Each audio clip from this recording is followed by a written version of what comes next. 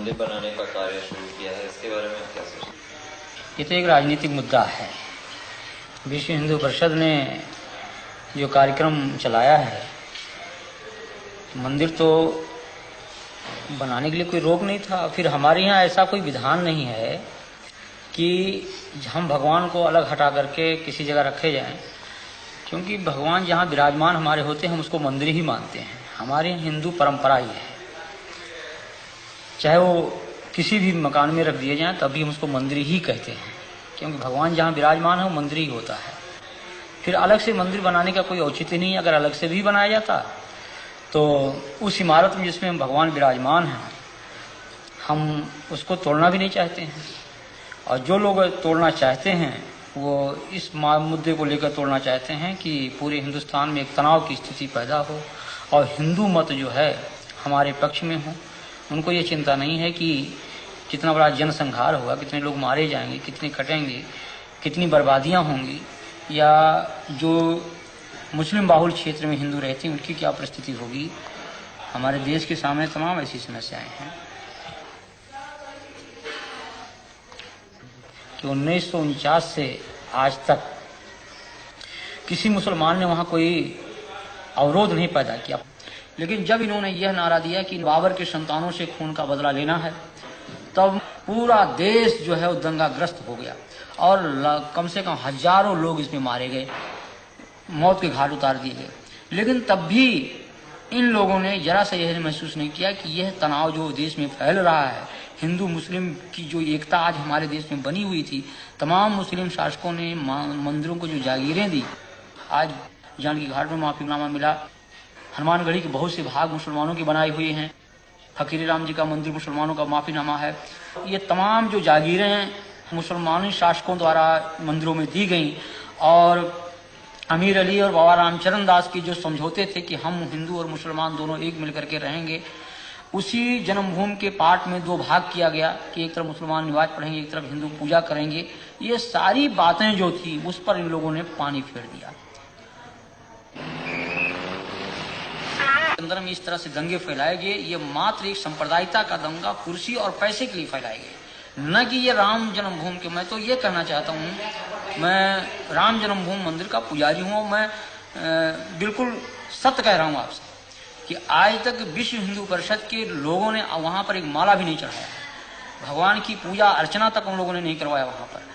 और कब बल्कि उन्होंने व्यवधान डाला। हमने हाई कोर्ट में रिट दायर किया और रिट दायर करके तब वहाँ की भोग व्यवस्था चालू करवाया। तो यहाँ की जनमानस ने कभी इसको स्वीकार नहीं किया। लेकिन इसमें कुछ किराए के साधु जिनको पैसा चाहिए, पैसे पर खरीदे गए, रामशिलाएं घुमाई गई। उसके उन रामशिलाओं को उन लोगों ने अपना कमरा, अपना मकान बनाना शुरू किया और काफ़ी जनभावनाओं को उन्होंने दोहन करके और बड़ी बड़ी बिल्डिंगें तैयार कर ली। करोड़ों अरबों रुपए इन लोगों ने इकट्ठा किया, विभिन्न बैंकों में इन्होंने डाला और लाखों रुपया उन्होंने व्यक्तिगत अपने खाते में इन लोगों ने डाला। तो लोगों की हत्याएं हो जाएं, लोग नष्ट हो जाएं, इससे इनको कोई मतलब नहीं। इनको मतलब पैसा मिले, कुर्सी मिले।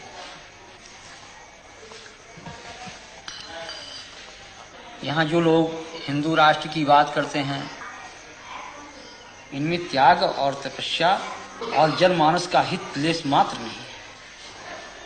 ये केवल धार्मिक भावनाओं को बाहर करके और स्वयं को सुख सुविधा में वो परिणित किए हुए हैं।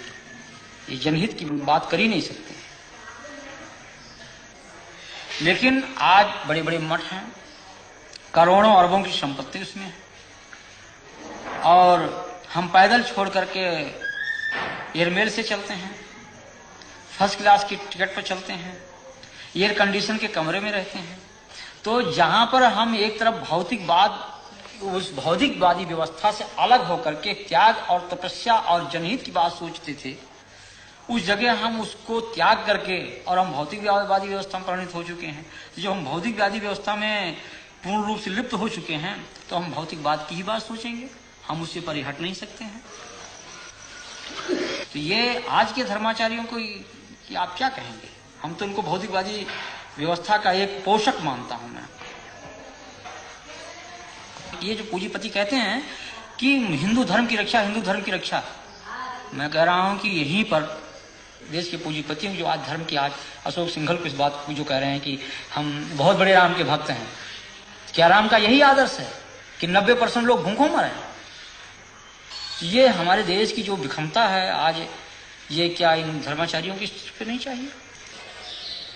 अगर आप बड़े पूंजीपति हैं, आपके पास पैसा है, आपके कहने में एक पूंजीपति समुदाय देश का है, तो उन पूंजीपतियों से पैसा लेकर के उन गरीबों में लगाइए आप, जैसे मदर टेरेसा कर रही है, या और जिन धर्माचार्यों ने किया है, पूर्व जो धर्माचार्यों हमारे ने किया है, उनका अनुकरण करें आप।